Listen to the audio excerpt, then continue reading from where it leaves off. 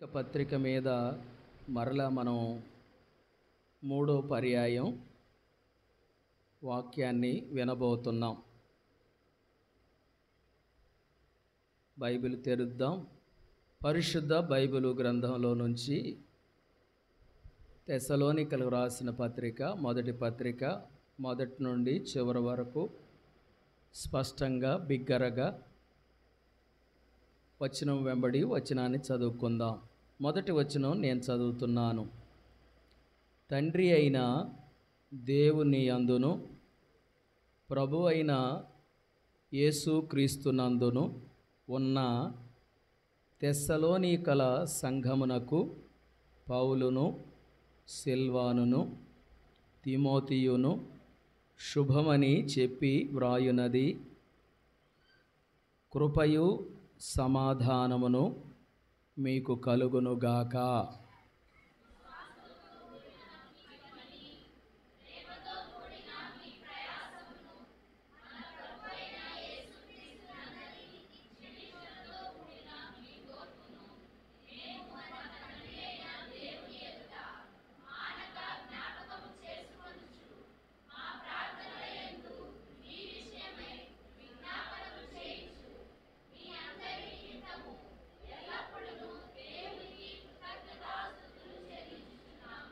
ఎలాగనగా దేవుని వలన ప్రేమించబడిన సహోదరులారా, మీరు ఏర్పరచబడిన సంగతి అనగా మా సువార్త మాటతో మాత్రము గాక శక్తితోనూ పరిశుద్ధాత్మతోనూ సంపూర్ణ నిశ్చయతతోనూ మీ యొద్దకు వచ్చి ఉన్న సంగతి మీకు తెలియను. మీ నిమిత్తము మేము మీ ఎడల ఎట్టివారిమై ఉంటిమో మీరెరుగుదురు.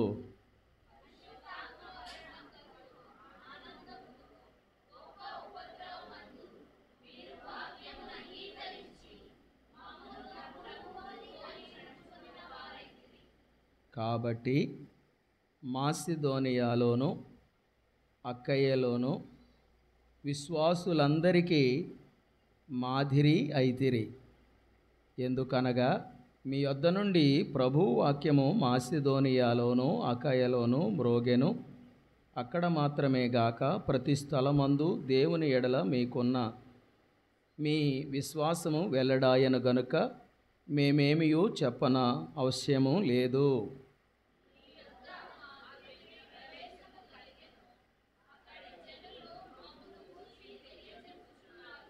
మరియు మీరు విగ్రహములను విడిచిపెట్టి జీవము గలవాడును సత్యవంతుడునగు దేవుని దాసులగుటకును దేవుడు మృతులలో నుండి లేపిన యేసుక్రీస్తు అనగా రాబోవు ఉగ్రత నుండి మనలను తప్పించుచున్న ఆయన కుమారుడైన యేసు పరలోకము నుండి వచ్చునని ఎరుగుటను మీరెలాగూ దేవుని వైపుకు తిరిగితిరో ఆ సంగతి వారే తెలియజేయుచున్నారు. ప్రార్థించుదాం. పరమ తండ్రి, మిమ్మల్ని మేము స్తుతిస్తున్నాం. మీ వాక్యములో నుండి పలు విషయాలు నాతో మాతో మీరు మాట్లాడవలసిందిగా కోరుకుంటూ మా ప్రభు అయిన యేసుక్రీస్తు వారి శ్రేష్టమైన నామములో ప్రార్థించి వేడుచున్నాము తండ్రి. ఆమేన్. దేవుని యందు ప్రియమైన దేవుని బిడ్డలారా, తెస్సలోనిక ప్రాంతంలో ఉన్న సంఘానికి పౌలు శుభమని తెలియపరుస్తూ క్రీస్తులో వారు పొందిన నూతన జీవాన్ని బట్టి ఆనందిస్తున్నాడు. ఈ 2వ వచనం నుంచి 10వ వచనం వరకు తెస్సలోనిక పట్టణంలో ఉండ సంఘబిడ్డలు దేవునిలో పొందిన నూతన జీవాన్ని బట్టి వారు ప్రభువునందు ఆనందిస్తున్నాడు. పౌలు గారు కూడా వారిని అభినందిస్తూ వారిని బట్టి ఆనందిస్తున్నాడు. అలాగే దేవుని సంఘంలో ఉండ మనలను చూసి మరి ఇతరులు ఆనందపడే రీతిగా సంఘంలో దేవుని పిల్లలమైన మనందరి జీవితాలు ఉండాలి. అప్పుడు ఈ సంఘంలో ఉన్న బిడ్డలందరూ దేవుని చిత్తాన్ని నెరవేర్చేవారిగా ఉండారు. దేవుని కొరకు లోబడేవారిగా వారి జీవితాలు ఉన్నాయి అని అభివర్ణిస్తారు. దేవుడు ఆనందపడడానికి, ఇతరులు సంతోషపడడానికి మనకు అవసరమైనవి 3 విషయాలు విశ్వాసులంగా మనం ఉండాలి. ఒకటేంటంటే విశ్వాసం. మొదటిది ఏంటి చెప్పండి? గట్టిగా చెప్పండి. విశ్వాసం. మనము ప్రభువులో ఉండడంని, ఇతరులు కూడా మనలను అభిమానించాలి, ఇతరులు కూడా మనలో దేవుని చిత్తం చూడాలంటే సంఘంలో బిడ్డలందరికీ మొట్టమొదట ఉండవలసింది ఏంటంటే విశ్వాసం. ఏముండాలి? విశ్వాసం ఉండాలి. రెండవది ఏంటంటే మనము ప్రేమను కలిగిన వారుగా ఉండాలి. మనం ప్రేమను పంచిపెట్టేవారుగా ఉండాలి. కొందరిని చూస్తే పెట్టబుద్ధి అవుతుంది, కొందరిని చూస్తే చెప్పండి తర్వాత మాట, నేను అనబోయే మాట మీరు చెప్పండి. ఏమవుతుందండి? కొందరిని చూస్తే పెట్టబుద్ధి అవుతుంది, కొందరిని చూస్తే ఏమవుతుంది? తిట్టబుద్ధి అవుతుందా?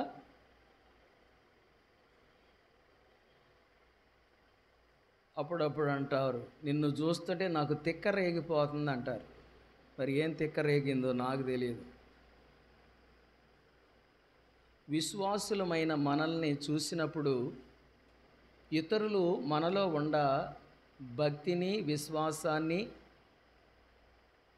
ఆ దేవుని యొక్క చిత్తాన్ని ఈ బిడ్డలు జరిగిస్తున్నారు అనడానికి మనందరిలో ఉండాల్సింది ఒకటి విశ్వాసం, రెండవది ప్రేమ. మనం ప్రేమ కలిగి నడుచుకోవాలి. ఆ ప్రేమను ఇతరులకు పంచిపెట్టాలి. కొన్నిసార్లు అనుకూల సమయాల్లో ప్రేమ కలిగి ఉంటాం, ప్రతికూల సమయాల్లో వారి పట్ల ద్వేషము, ఈర్ష్య కలిగి ఉంటాం. ఇది మంచి పద్ధతి కాదు. దేవుడు నిన్న, నేడు, రేపు కూడా ఎలా ఉన్నాడంటే ఏకరీతిగానే ఉన్నాడు. దేవుడు లోకాన్ని ఎంతో ప్రేమించాడు. కాబట్టి విశ్వాసులకు ఉండవలసిన లక్షణాలు ఇక్కడ 3 లక్షణాలు ప్రాముఖ్యంగా చెప్పాడు. అది ఒకటి విశ్వాసము, రెండవది ప్రేమ, మూడవది నిరీక్షణ. నిరీక్షణ ఉండాలి. ఓర్పుతో కూడిన నిరీక్షణ. ఒకటి విశ్వాసము, 2 ప్రేమ, 3 నిరీక్షణ. అందుకే పౌలు గారు ఇక్కడ చెప్పాడు, కొరింథీ సంఘంలో కూడా చెప్తాడు. కొరింథీలకు రాసిన పత్రిక, మొదటి పత్రిక 13వ అధ్యాయం 13వ వచనం ఇట్లాగా రాసింది, కాగా విశ్వాసము, నిరీక్షణ, ప్రేమ ఈ 3 నిలుచును, వీటిలో శ్రేష్టమైనది ప్రేమయే. ఈ 13వ వచనం, ఈ 13వ అధ్యాయం 13వ వచనం మనందరికీ ఏమి నేర్పిస్తుంది అంటే, పౌలు కొరింథీ సంఘంలో ఉన్నవారికి కూడా చెబుతున్న మాట, అయ్యా విశ్వాసం కలిగి ఉండండి అన్నాడు. ఇక్కడ రెండవది నిరీక్షణ పెట్టాడు. రెండవది ఏం చెప్పాడు? నిరీక్షణ పెట్టాడు. మూడవది ఏంటి? ప్రేమ. విశ్వాసము, నిరీక్షణ, ప్రేమ. అట్లాగే తెస్సలోనిక పట్టణంలో ఒకటి విశ్వాసము, రెండవది ప్రేమ, మూడవది నిరీక్షణ అన్నాడు. అంటే ఓర్పుతో కూడిన నిరీక్షణ కలిగిన వారుగా, ప్రభు రాకడకి నిరీక్షణతో ఓర్చుకొని మీరు ప్రభు రాకడలో ఎత్తబడే బిడ్డలుగా ఉండాలి. తెస్సలోనిక పత్రికలో ప్రతి అధ్యాయంలో ప్రభు రాకడను ఆయన గుర్తు చేస్తూ ఉంటాడు. విశ్వాసులు ప్రభు కృపచేత రక్షించబడ్డాం, ప్రభు కృపలో విశ్వాసంలో ఎదగాలి. ప్రభు యొక్క ప్రేమలో ఎన్ని శ్రమలు కలిగినా ప్రయాసపడుతున్నా ప్రేమను వృద్ధి చేస్తూ ప్రేమ కలిగిన దేవునికి ప్రేమగా మనం జీవించాలి. తరువాత ఎన్ని శ్రమలు ఎంత ప్రయాస కలిగినా ఓర్చుకొని నిరీక్షణతో ప్రభు రాకడ కొరకు ఎదురు చూడాలి. అది తెస్సలోనిక పట్టణంలో తెస్సలోనిక సంఘానికి వ్రాసిన మాటలవి. అలాగే ఈ కొరింథీ సంఘంలో కూడా సంఘ బిడ్డలందరికీ చెప్తున్న మాట, కొరింథీ పత్రికలో 13వ అధ్యాయము 13వ వచనంలో విశ్వాసం ఉండాలి, నిరీక్షణ ఉండాలి, మనం ప్రేమ కలిగి ఉండాలి. ఈ మూడు నిలుస్తాయి. రేపు దేవుని ఎదుట నిలిచినప్పుడు మన విశ్వాసం దేవుని ఎదుట నిలవబెడుతుంది. మన యొక్క ఓర్పు నిరీక్షణ దేవుని ఎదుట నిలవబెడుతుంది. మన యొక్క ప్రయాస ప్రేమ దేవుని ఎదుట నిలవబడుతుంది. వీటిలో శ్రేష్టమైనది ఏంటంట? ప్రేమ. ప్రేమ ఎట్లా ఉంటుందంటే అన్నిటినీ ఓర్చుకుంటుంది. కొన్నిసార్లు మనం ప్రేమ లేని వారమని బయటపడాలంటే ఒక అక్క ఒక వస్తువు తీసుకుందనుకోండి, ఇవ్వలేకపోతే ఓర్చుకోలేము, తగాదాలు ఆడతాం.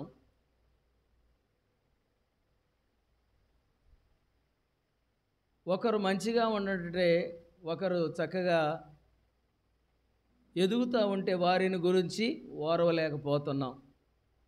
ఏదో రీతిగా అక్కసు పెట్టుకొని వారి మీద తగాదాలు ఆడుతున్నాం. అన్నదమ్ముల మధ్యలో పోరాటాలు జరుగుతున్నాయి, అక్క చెల్లెళ్ళ మధ్యలో పోరాటాలు జరుగుతున్నాయి, తల్లిదండ్రుల మధ్యలో పోరాటాలు జరుగుతున్నాయి. ఇందాక రమేష్ ఇచ్చినప్పుడు సాక్ష్యం చెప్తున్నప్పుడు ఒక మాట చెప్పాడు. మేము ఒక స్నేహితులుగా, వాళ్ళ నాన్న ఆయన స్నేహితులుగా మెలిగారు. వాస్తవం అది. వాళ్ళిద్దరు మంచి బాసు అని అట్లా వాళ్ళు పిలుచుకుంటారు. హాస్పిటల్లో కూడా అక్క చెబుతూ ఉంది, రే బాసు ఓ డింక్ తీసుకురారా, రే బాసు తొందర రారా అని అన్నాడు. అక్కడ నర్సు అడిగిందంట అక్కని, ఏమవుతాడమ్మా వెళ్ళినాయినా బాసు అన్నాడంటే, వాడు మా అబ్బాయేనండి, కొడుకేనండి. తండ్రి కొడుకులు అలాగా స్నేహంగా పిలుచుకుంటున్నారు. ఇది మంచి మాదిరి. ఈ రోజున అక్క చెల్లెళ్ళ మధ్య ఒకరంటే ఒకరు పడదు, ఒకరంటే ఒకరు గిట్టదు. తోడుకోడళ్ళ మధ్య సరైన సఖ్యత సాంబంధ్య భావ్యాలు లేవు. ఎన్నో సంగతులు మనం చూస్తున్నాం, నేను కూడా నా కళ్ళ ముందు చూస్తూ ఉన్నా. ఏం చేస్తాం? అత్తకోడళ్ళ మధ్య సరైన సమాధానాలు ఉండడం లేదు, తోడుకోళ్ళ మధ్య సరైన సంబంధాలు ఉండడం లేదు, అన్నదమ్ముల పిల్లల మధ్య సరైన ఆ ప్రేమ బాంధవ్యాలు ఉండడంలా. ఏంటంటే ఆస్తి కాడ తగాదానో, డబ్బులు కాడ తగాదానో, పంపకాలు తగాదానో ఏదో ఉంటుంది. కానీ మనం తెలుసుకోవాల్సిన విధానం అంటే ఉగ్రత దినమందు ఆస్తి అనేది అక్కరకు రాదు. నీతిగా జీవిస్తే నీతి అనేది ఏం చేస్తుందంట? మరణము నుండి రక్షిస్తుంది. కనుక నువ్వు ప్రేమ లేని దానిగా, నువ్వు ప్రేమ లేని వాడుగా ఉండి ఏదేదో సంపాదించుకుంటే, ఏం సంపాదించుకున్నా నీ ప్రాణం పోయిన తర్వాత నువ్వు సంపాదించింది నీతో పాటు వస్తుందా? ఒక అక్కని నువ్వు నీ ఇష్టానుసారంగా మాట్లాడుతున్నావు, ఒక అత్తను పట్టుకొని నీకు ఇష్టం వచ్చినట్లు మాట్లాడుతున్నావు. అదే నీ తల్లిని, నీ చెల్లిని అలా మాట్లాడతావా? తోటి కోడలను మాట్లాడినట్లుగా నీ తోడబుట్టిన చెల్లిని మాట్లాడతావా? ఒక అత్తతో మాట్లాడినట్లుగా నీ తల్లితో మాట్లాడతావా? వీళ్ళు ఎక్కడున్నారు? దేవుని సంఘంలోనే ఉండారు. మేము దేవుణ్ణి ఎరిగాము, దేవుడు ఎంతో ప్రేమ కలిగిన వాడు. దేవుని ప్రేమను మనం చూపించే విషయంలో చేతల వరకు వచ్చేసరికి అన్నదమ్ముల మధ్య సఖ్యత ఉండటం లేదు. అన్నదమ్ముల మధ్యలో ప్రేమ బాంధవ్యాలు తప్పిపోయినాయి. తోడుకోడళ్ళ మధ్య, అత్తకోడళ్ళ మధ్య, సాటి సహోదరుల మధ్య, ఇక సాటి వాళ్ళు అంటే ఇక ఇరుగు పొరుగు వారంటే ఇక అది తప్పనిసరిగా ఇదే. కానీ ఒక కడుపున పుట్టి ఒక ఇంటిలో అమర్చబడిన దేవుని సంఘంలో ఉన్న బిడల మధ్య జరుగుతున్న ఈనాటి చరిత్ర మనం చూస్తూ ఉంటే చాలా ఘోరంగా ఉంది. కనుక విశ్వాసుల జీవితాల్లో ప్రభురాకడ వరకు జాగ్రత్తగా ఉండడం, అది మనకు చేతనవ్వాలి. నేను విశ్వాసం గలవాడుగా ఉన్నానో లేదో అని నన్ను నేనేం చేయాలి? పరీక్ష చేసుకోవాలి. మిమ్మల్ని మీరు కూడా ఏం చేసుకోవాలి? పరీక్ష చేసుకోవాలి. కనుక బెత్తిడి స్థలం దగ్గరకో లేదంటే ఇంకేదో దాని కొరకో వాళ్ళతో ప్రేమ లేకోకుండా ఇష్టానుసారంగా మాట్లాడి మనం ఎంత ఏది సంపాదించినా దానివల్ల ఉపయోగం లేదు. ఒకనాటి మాట కలకాలం బాట.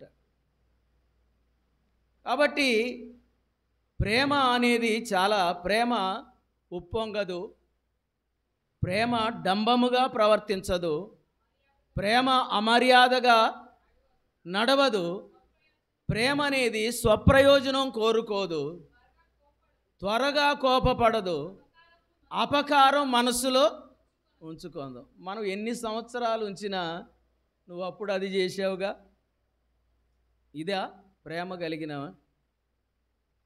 ఇదా విశ్వాసులమైన మనం? ఏమండి, పేరుకు మాత్రమే క్రైస్తవుండవు,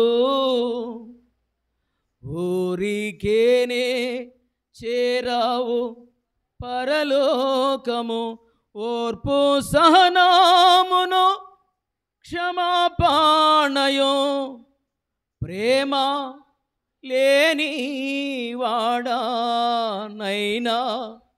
వట్టివాడను,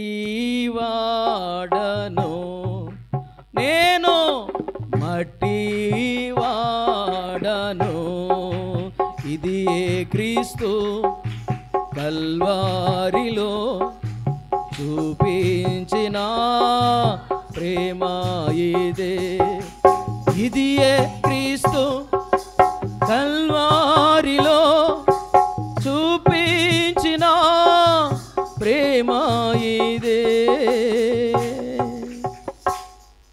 కనుక బిడ్డలారా, ఒకటి విశ్వాసం మనకు ఉండాలి అందరికీ, రెండవది ప్రేమ ఉండాలి. ఈ ప్రేమను వృద్ధి చేసుకోవాలి. ఈ ప్రేమను ఎక్కడ చూపించలేకపోయామో, ప్రేమ విషయంలో ఎక్కడ ఓడిపోయామో, ఇప్పుడే ప్రభు దగ్గర పశ్చాత్తాపడు, ప్రభు దగ్గర పశ్చాత్తాపడు. ప్రేమ కలిగి నిలిచే ప్రేమ కలిగి, దేవుని ఎదుట నిలిచే ప్రేమ కలిగి ఉండాలని దేవుని వాక్యములో విశ్వాసము, నిరీక్షణ, ప్రేమ ఈ మూడు నిలుస్తాయి. వీటిలో శ్రేష్టమైంది ప్రేమే. ప్రేమ లేకుండా మనం పరలోకంలో చేరలేము. కనుక ప్రభు రాకడలో ఎత్తబడడానికి కలిగే ప్రేమ. ఏం సంపాదించుకున్నాడు అంటే నాకు అర్థమైన వరకు, బాసు తొందరగా రారా, ఏంటి బాసు అంత కంగారు, తెస్తున్నాగా. ఆ ప్రేమ బాంధవ్యం, విడదీయరాని ఆ ప్రేమ బాంధవ్యం. దేవుడు తల్లిలా ప్రేమిస్తాడు, తండ్రిలా ప్రేమిస్తాడు, ముదిమి వచ్చే వరకు ప్రేమిస్తాడు. కనుక విశ్వాసం ఉండాలి, ప్రేమ ఉండాలి, నిరీక్షణ ఉండాలి. తర్వాత తెస్సలోనిక పత్రికలో 4వ వచనం నుంచి 6వ వచనం వరకు కూడా వచ్చిన వాక్య భాగాల్లో ఉన్న మాటలు ఏంటంటే, యథార్థమైన మార్పు. ఏంటంట? ఏ మార్పు కావాలి మనకి?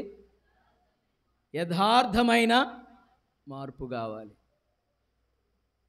యథార్థమైన మార్పు కలిగితే, యథార్థమైన మార్పు కలిగిన బిడ్డలుగా మనం ఆయన ఆరాధించాలి. యథార్థమైన మార్పు కలిగిన వారుగా ఉండారు కాబట్టి ఆయా స్థలాల్లో ఆ యథార్థమైన పరిశుద్ధాత్మ ద్వారా వాళ్ళు మార్పు పొందిన ఆ విధానాన్ని గూర్చి పౌలు అక్కడ 4, 5, 6 వచనాల్లో వాళ్ళని అభివర్ణిస్తున్నాడు, అభినందిస్తున్నాడు. కాబట్టి దేవుని సంఘంలో ఉన్న మనలందరినీ వేరే వారు చూసినప్పుడు నిజంగా వీళ్ళు యథార్థమైన మార్పు కలిగిన బిడ్డలుగా వారి జీవితాలు ఉన్నాయి అని ఇతరులు చెప్పాలి.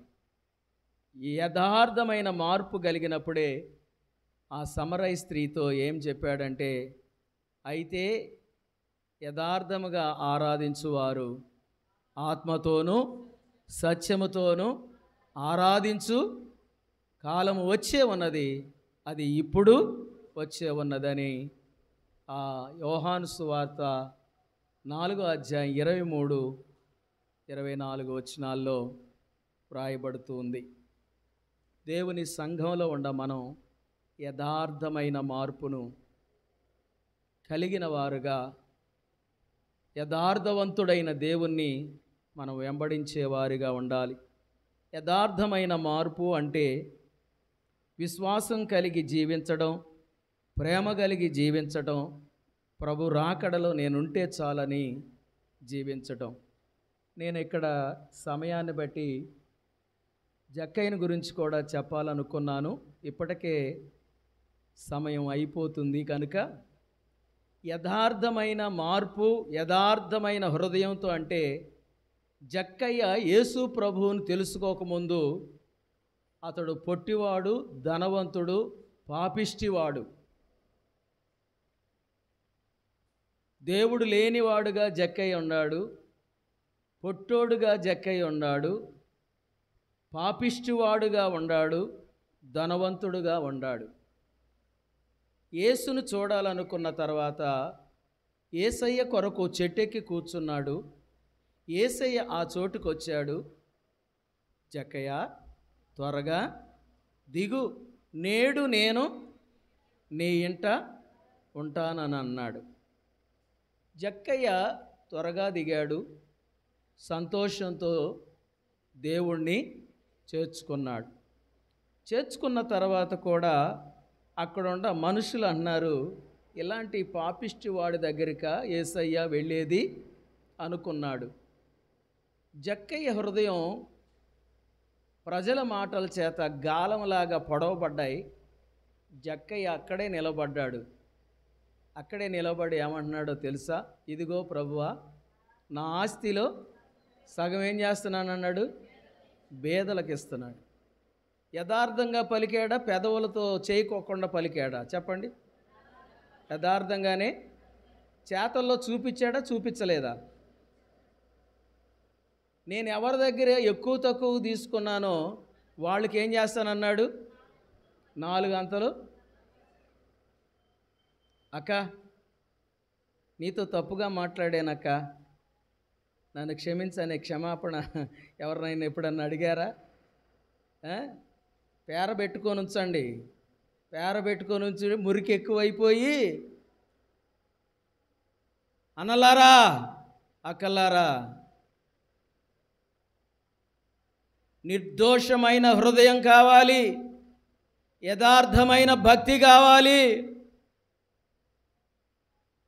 జక్కయ్య, నేను ఎవరి దగ్గర ఎక్కువ తక్కువ తీసుకున్నానో వాళ్ళకి 4 గంటలు తిరిగి. ఇది ప్రేమ. మొదటిదేమో నా ఆస్తి బేదలకు ఇస్తాను, విశ్వాసం కలిగి ఉన్నాడు దేవుడు అంటే. రెండవది ఏంటంటే యథార్థమైన భక్తి, అంటే అది ప్రేమ. ఏమి లేకపోయినా దేవుడు ఉంటే నాకు. తర్వాత మరి నీకేముంటుంది జక్కయ్య అంటే, నిరీక్షణతో యేసు ప్రభుని వెంబడించాడు. దేంతో వెంబడించాడు? నాకు అర్థమవుతుంది ఇప్పుడు. నా బ్రతుకులో నేను కొంచెం స్ట్రగుల్స్లో ఉండి నాకు అర్థం, ఈ లోక భోగాలు ఎంతో కాలం ఉండవు, ఏది ఎక్కడ కూడా అడ్డపడకూడదు, నా శరీరం కుళ్ళిపోతున్నా సరే దేవుని కొరకే వెళ్ళాలని నిర్ణయంలోకి ప్రభు నన్ను ప్రోత్సహిస్తున్నాడు, బలపరుస్తున్నాడు. ఖచ్చితంగా మనం ఆ రీతిగా ప్రభు కొరకు యథార్థమైన భక్తి కలిగిన వారు, జక్కయ్య కూడా యథార్థమైన హృదయం గలవారే దేవుని వెంబడించడానికి దేవుని పట్ల విశ్వాసం కలిగి ఉన్నాడు, దేవుని పట్ల ప్రేమ కలిగి ఉన్నాడు, దేవుని రాకడలో నిరీక్షణ కలిగి ఉన్నాడు. అటువంటి యథార్థమైన భక్తి జక్కయ్య కూడా కలిగి ఉన్నాడని తెస్సలోనిక సంఘాన్ని బట్టి మరి ఈ మాటలు మనం కూడా ఆనబెట్టుకొని మనము కూడా యథార్థంగా ప్రభువును వెంబడించి ప్రభునందు విశ్వాసంలో ఎదుగుటకును, ప్రభునందు విశ్వాసంలో ఎదుగుట మాత్రమే కాక దేవుని ప్రేమలో వర్ధిల్లుటకును, దేవుని యొక్క రాకడలో ఎత్తబడుటకు ఆ నిరీక్షణతో దేవుడు తన వాక్యం ద్వారా మనలందరినీ వృద్ధిపరుచునుగాక.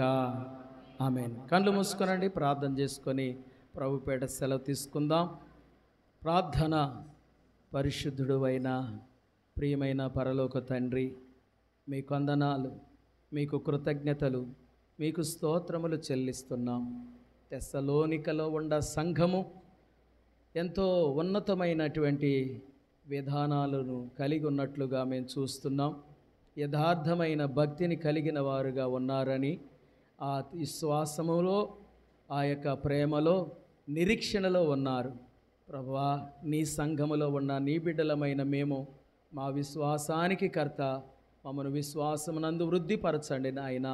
మా జీవితాలను ప్రేమించిన దేవుడు, నీ ప్రేమను కలిగి మేము ఇతరులకు నీ ప్రేమను వెల్లడిపరచునట్లుగా మాలో ఉండ ప్రతి విధమైన మలినాన్ని నీ అమూల్య రక్తం ద్వారా కడిగి ప్రభువా, నీ ప్రేమను వృద్ధి చేసే ప్రజలుగా మమ్మలను బలపరచండి నాయన. నీ సంఘములో ఉన్న నీ బిడ్డలమైన మా అందరికీ క్రీస్తు ప్రేమలో వేరుపారిన వారుగా ప్రేమలో వర్ధిల్లునట్లుగా నీ ప్రేమను మాకు కుమ్మరించండి. అలాగే నిరీక్షణలో సాగి వెళ్ళడానికి, మీ రాకడలో ఎత్తబడడానికి కావలసిన ఓర్పును, కావలసిన భక్తిని మాకు దయచేయండి. జక్కయ్య జీవితాన్ని కూడా మేము చూసినప్పుడు, ఇతడును అబ్రహాము కుమారుడే, నేడు ఈ ఇంటికి రక్షణ వచ్చిందని విశ్వాస సహితమైన కార్యాన్ని చేశాడు. ప్రేమ కలిగిన సమర్పణను ఆయన తిరిగి చెల్లించాడు. ఓర్చుకొని నీ రాకడలో నీవుంటే చాలని బ్రతికిన యథార్థమైన భక్తిని చూస్తున్నాం. ఈ మాటలు మేము చెప్పుటకు మాత్రమే కాదు, కానీ మా జీవితంలో అవలంబించి అనుసరించి నీకు సాక్షార్థంగా బ్రతికే సంఘ బిడ్డలుగా మమ్మల్ని అందరినీ బలపరచండి. ప్రభువా, నీ సన్నిధికి వచ్చిన బిడ్డలందరినీ మీ వాక్య ఉదక స్నానం చేత వృద్ధి చేసి బలపరచమని ప్రార్థిస్తున్నాం. ప్రభువా, నీ బిడ్డలు తీసుకొచ్చిన కానుకలను బట్టి, సమర్పణను బట్టి నీకు వందనాలు. ప్రతి ఒక్కరికి ప్రతిఫలం మీరు దయచేయండి. ప్రభువా, ప్రతి కుటుంబాన్ని మీ కృపతో బలపరచండి. మేము జ్ఞాపకం చేసుకొని ఉన్న ప్రార్థన అవసరతలన్నిటినీ ప్రతి ఒక్కరి కుటుంబానికి, ప్రతి ఒక్క బిడ్డకి ప్రార్థన ప్రతిఫలం దయచేయండి. ఈ వారంలో మాకున్న ఆధ్యాత్మిక కూడికల విషయంలో మీ కృపా సహాయం దయచేయండి నాయనా. రేపు సాయంకాలం కాలనీలో వ్యక్తిగతంగా మేము డోర్ టు డోర్ కలిసి ఆ యొక్క కుటుంబాలలో సువార్త ఇలాగా జరుగుతుందని మేము ఆ యొక్క వ్యక్తిగతంగా వారిని పర్యవేక్షణలో పరిశీలిస్తూ ఫీడ్బ్యాక్ తీసుకొనడానికి కావలసిన కృపా సహాయం నీ సంఘంలో మాకు దయచేయండి. బుధవారం సింగనగర్లో జరగవలసిన కూడిక విషయంలో కూడా కృప చూపండి. ఇదిగో గురువారం 29వ తారీఖు సుందరరావు గారి యొక్క కుటుంబం దగ్గర జరగవలసిన జ్ఞాపకార్థ కూడికను కూడా మీరు దీవెనకరంగా చేయండి. ఆ కుటుంబానికి ఆదరణ దయచేయండి. గురువారం రాత్రి ఉపవాస కూడిక, ఈ రీతిగా ఈ వారంలో ఉన్న ఆధ్యాత్మిక కూడికలలో సంఘ బిడ్డలందరినీ మీరు బలపరిచి ఇచ్చిన వర్షాలను బట్టి వందనాలు. పొలం పంటల మీద మీ దీవెన దయచేయండి. పశువులను బట్టి వందనాలు. పశువులకు మీ దీవెన దయచేయండి. ప్రజలందరికీ ఆరోగ్యమును దయచేయండి. ప్రజలందరూ ఆధ్యాత్మికంగా ఎదుటకు సాయం చేయండి. ప్రజలందరూ ఆర్థిక స్థితిగతులలో మార్పు చెందుటకు సాయం చేయండి.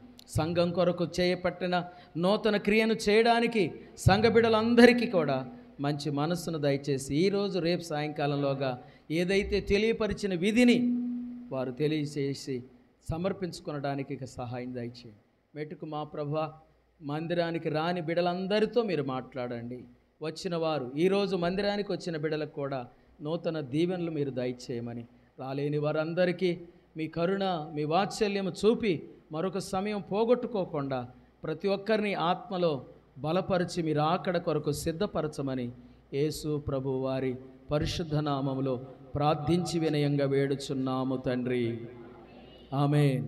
మన తండ్రి అయిన దేవుని ప్రేమ, ప్రభు అయిన యేసు క్రీస్తు వారి కృప, పరిశుద్ధాత్మ దేవుని అన్యోన్య సహవాసం కూడి ఉన్న మనందరికీ సకల పరిశుద్ధులకు సదాకాలం తోడుగా ఉండి నడిపించునుగాక. ఆమేన్. ఆమేన్. అందరికి వందనాలు. దేవునికి